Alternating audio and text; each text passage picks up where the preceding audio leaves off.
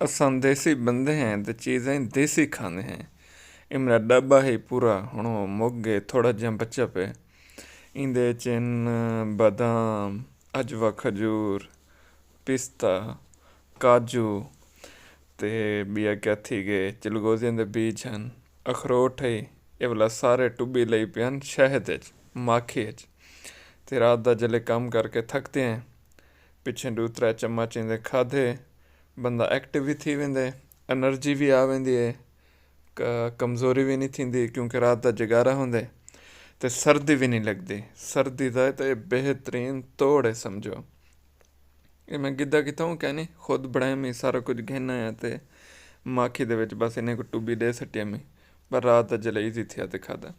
एक चम्मच इवें जिवें दिसदा पे प्यारा जिहा होवे, वो सारी थकावट ख़त्म थींदी है। भला पिछे बंदा फाइबर ओपन करे, रिसर्च